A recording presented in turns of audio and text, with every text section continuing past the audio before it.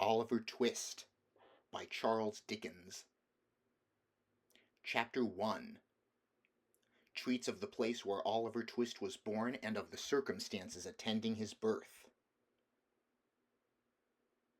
Among other public buildings in a certain town, which for many reasons it will be prudent to refrain from mentioning, and to which I will assign no fictitious name, there is one anciently common to most towns, great or small, to wit, a workhouse, and in this workhouse was born, on a day and date which I need not trouble myself to repeat, inasmuch as it can be of no possible consequence to the reader, in this stage of the business at all events, the item of mortality whose name is prefixed to the head of this chapter.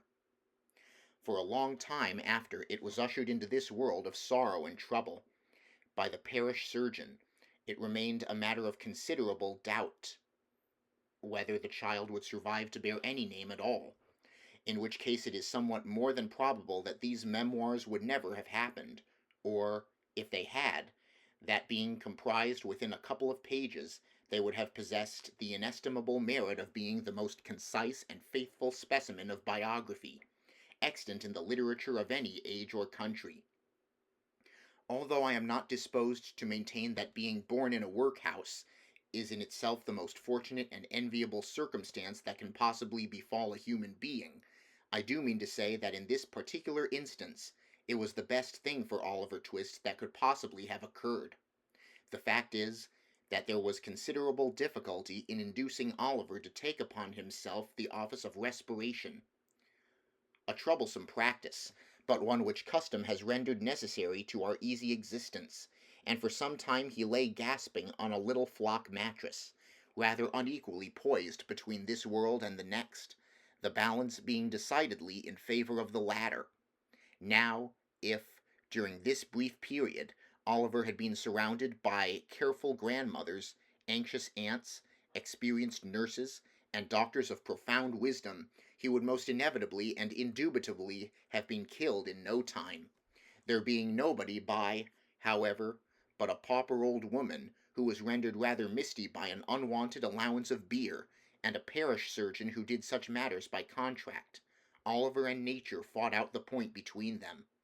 The result was that, after a few struggles, Oliver breathed, sneezed, and proceeded to advertise to the inmates of the workhouse the fact of a new burden having been imposed upon the parish, by setting up as loud a cry as could reasonably have been expected from a male infant who had not been possessed of that very useful appendage, a voice, for a much longer space of time than 3 minutes and a quarter.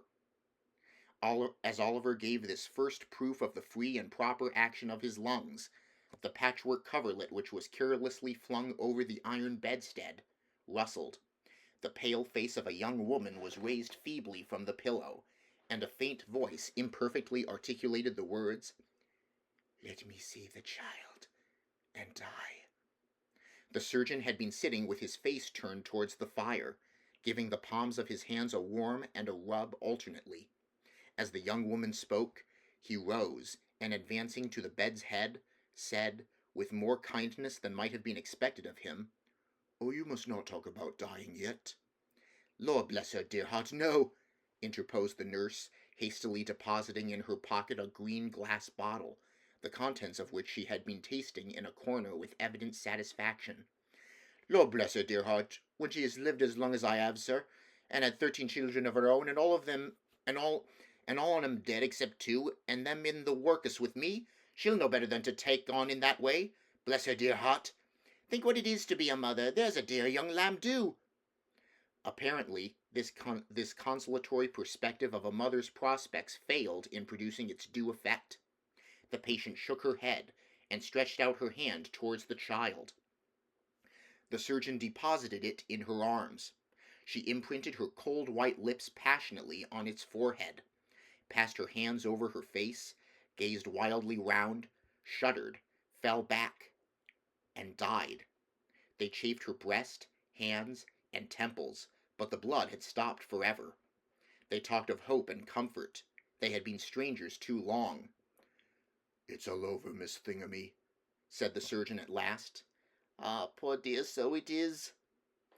said the nurse, picking up the cork of the green bottle, which had fallen out on the pillow as she stooped to take up the child.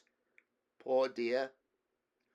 "You needn't mind sending up to me if the child cries, nurse," said the surgeon, putting on his gloves with great deliberation. "It's very likely it will be troublesome. Give it a little gruel if it is."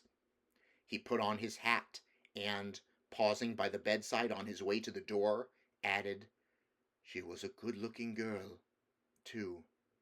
Where did she come from?" "She was brought here last night," replied the old woman, "by the overseer's order. She was found lying in the street. She had walked some distance, for her shoes were worn to pieces. But where she came from or where she was going to, nobody knows." The surgeon leaned over the body and raised the left hand.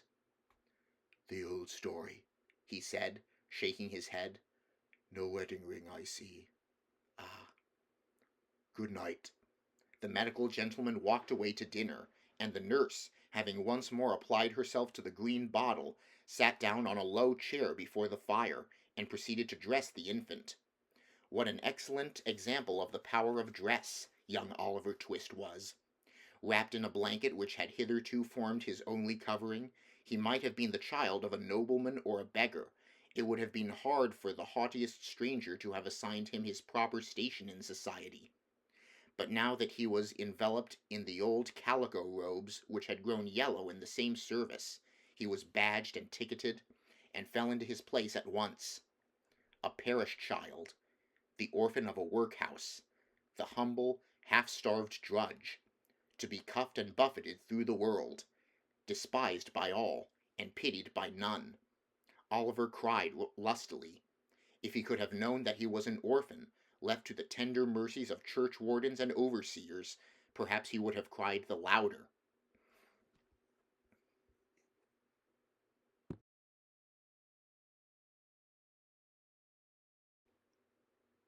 Chapter 2 treats of Oliver Twist's growth, education, and board.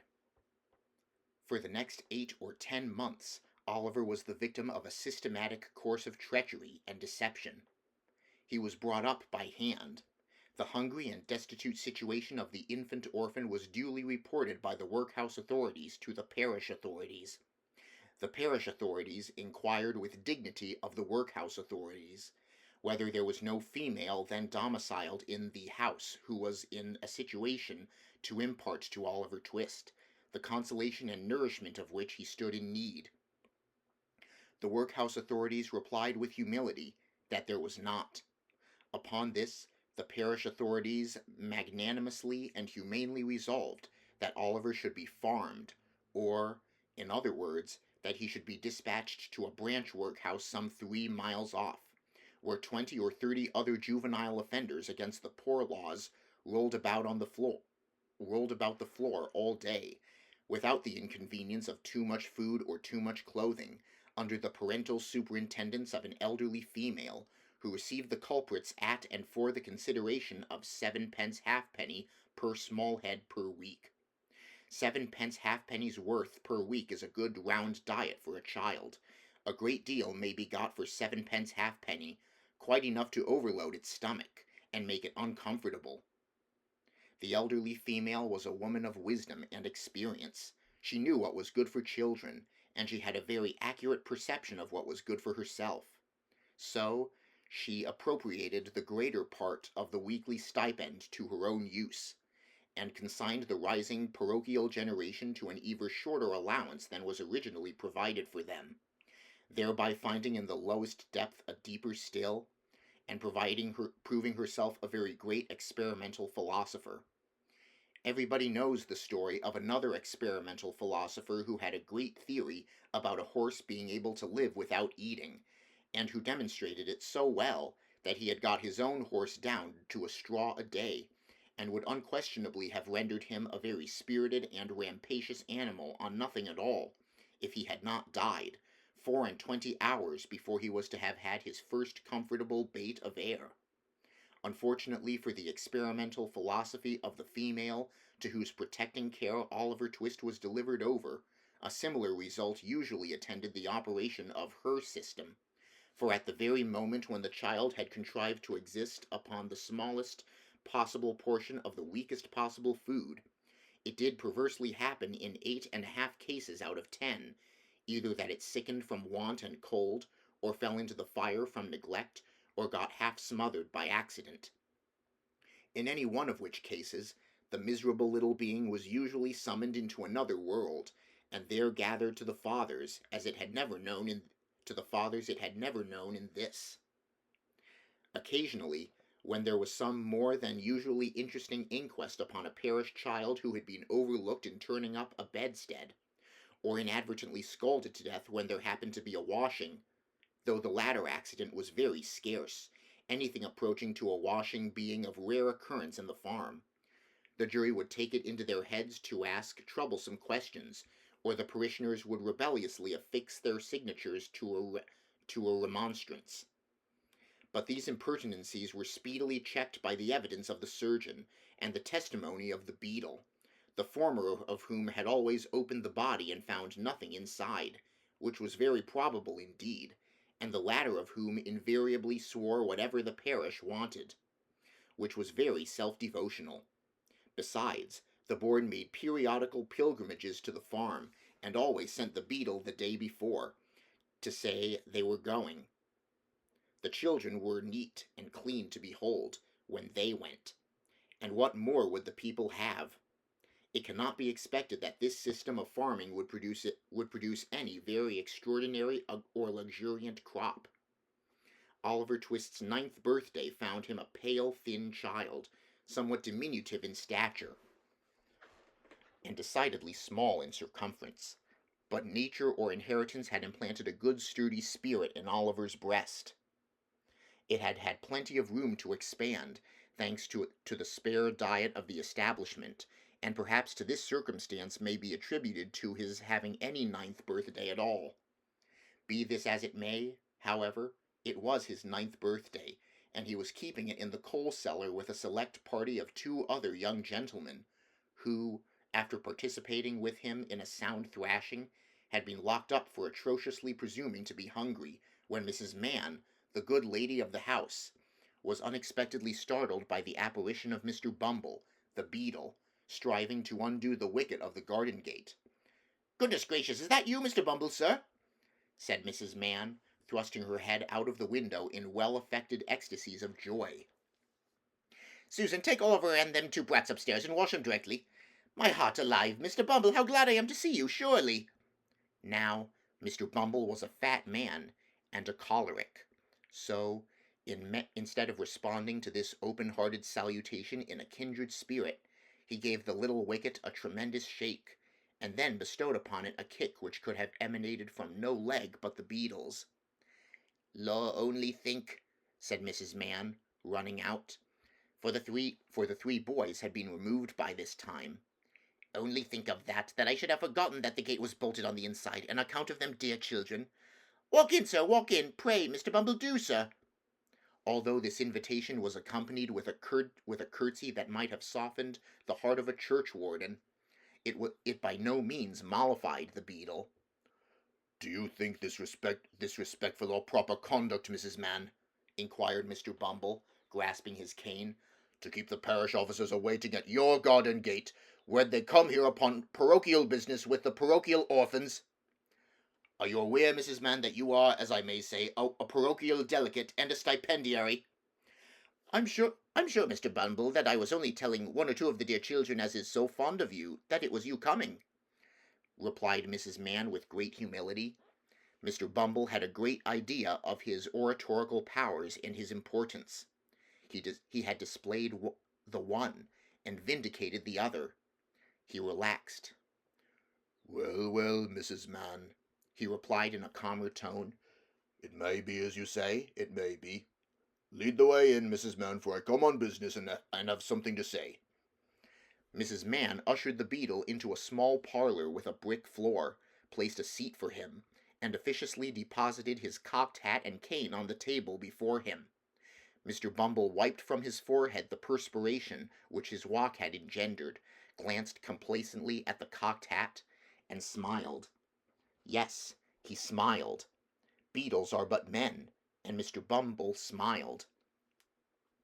Now don't you be offended at what I'm a-going to say, observed Mrs. Mann with captivating sweetness. You've had a long walk, you know, or I wouldn't mention it. Now will you take a little drop of something, Mr. Bumble?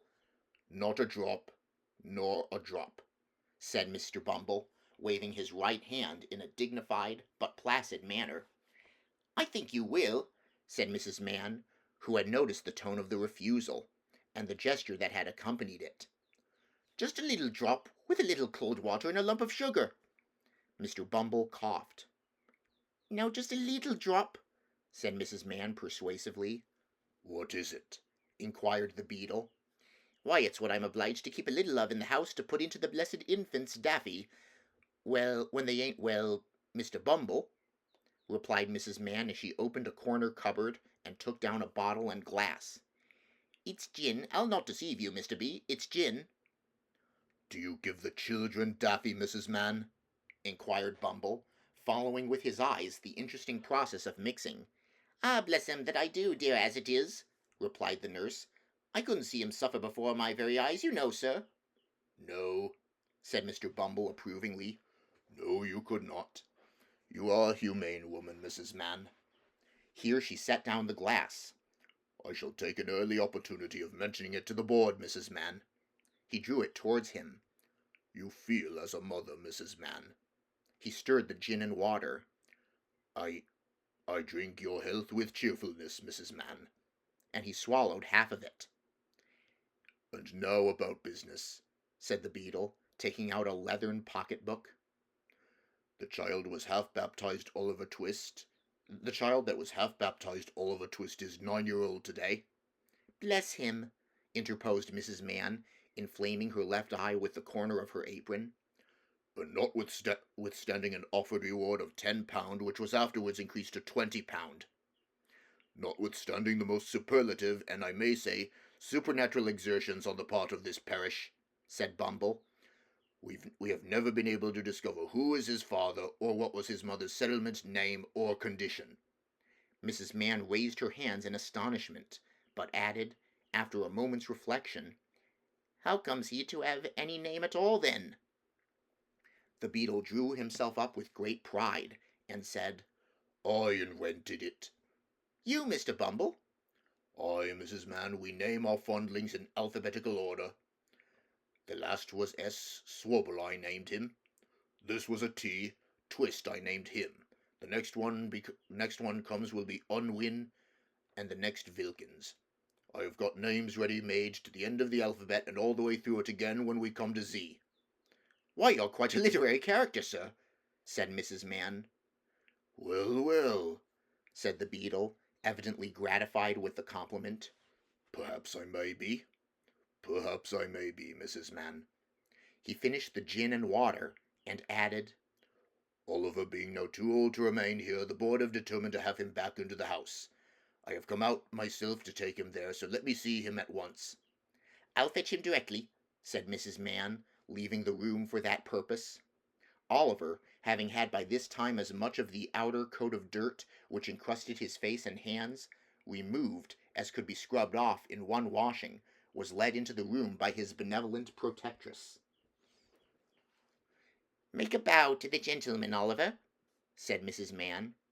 Oliver made a bow, which was divided between the beadle on the chair and the cocked hat on the table. Will you go along with me, Oliver? Said Mr. Bumble in a majestic voice.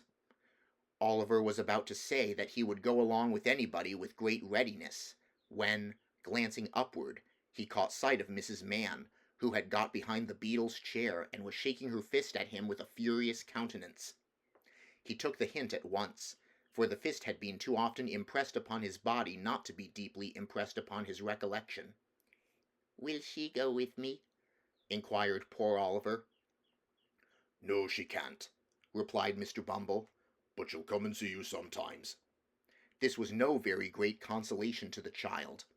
Young as he was, however, he had sense enough to make a feint of feeling regret at going away.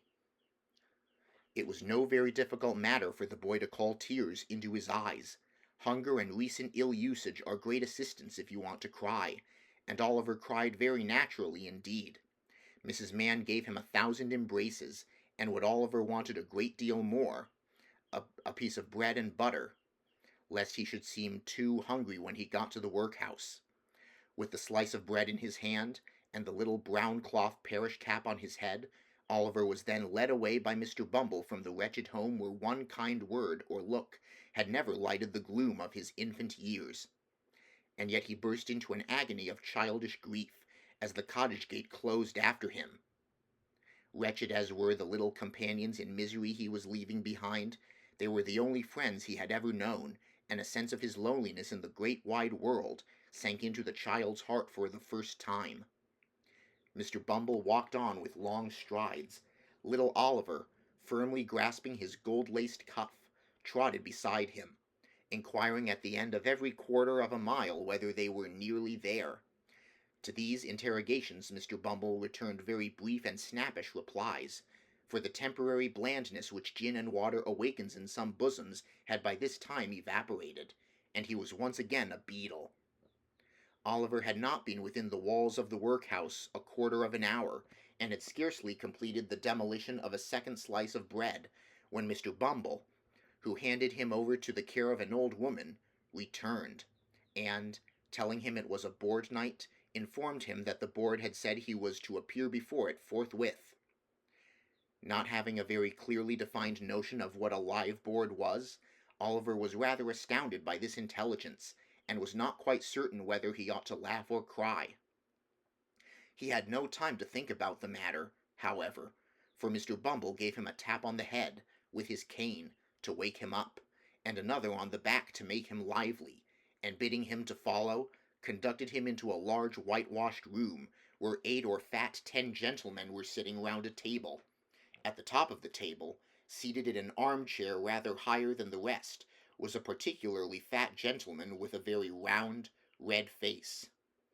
"Bow to the board," said Bumble. Oliver brushed away 2 or 3 tears that were lingering in his eyes, and seeing no board but the table, fortunately bowed to that. "What's your name, boy?" said the gentleman in the high chair. Oliver was frightened at the sight of so many gentlemen, which made him tremble, and the beadle gave him another tap behind, which made him cry. These 2 causes made him answer in a very low and hesitating voice, whereupon a gentleman in a white waistcoat said he was a fool, which was a capital way of raising his spirits, and putting him quite at his ease. "Boy," said the gentleman in the high chair, "listen to me. You know you're an orphan, I suppose?" "What's that, sir?" inquired poor Oliver. "The boy is a fool. I thought he was," said the gentleman in the white waistcoat. "Hush!" said the gentleman who had spoken first. "You know you've got no father or mother, and that you were brought up by the parish, don't you?" "Yes, sir," replied Oliver, weeping bitterly. "What are you crying for?" inquired the gentleman in the white waistcoat, and to be sure it was very extraordinary.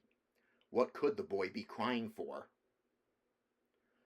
"I hope you say your prayers every night," said another gentleman in a gruff voice, "and pray for the people who feed you and take care of you like a Christian." "Yes, sir," stammered the boy. The gentleman who spoke last was unconsciously right. It would have been very like a Christian, and a marvelously good Christian too, if Oliver had prayed for the people who fed and took care of him. But he hadn't, because nobody taught him. "Well, you have come here to be educated and taught a useful trade," said the red-faced gentleman in the high chair. "So you'll begin to pick oakum tomorrow morning at 6 o'clock, added the surly one in the white waistcoat. For the combination of both these blessings in the one simple process of picking oakum, Oliver bowed low by the direction of the beadle, and was then hurried away to a large ward, where, on a rough, hard bed, he sobbed himself to sleep. What a novel illustration of the tender laws of England! They let the paupers go to sleep. Poor Oliver! He little thought, as he lay sleeping in happy unconsciousness of all around him, that the board had that very day arrived at a decision which would exercise the most material influence over all his future fortunes. But they had, and this was it. The members of this board were very sage, deep, philosophical men, and when they came to turn their attention to the workhouse, They found out at once what ordinary folks would never have discovered. The poor people liked it. It was a regular place of public entertainment for the poorer classes, a tavern where there was nothing to pay, a public breakfast, dinner, tea, and supper all the year round, a brick and mortar Elysium, where it was all play and no work. Ho ho! Said the board, looking very knowing. We are the fellows to set this to rights. We'll stop it all in no time. So they established the rule that all poor people should have the alternative, for they would compel nobody, not they, of being starved by a gradual process in the house or by a quick one out of it. With this view, they contracted with the waterworks to lay on an unlimited supply of water.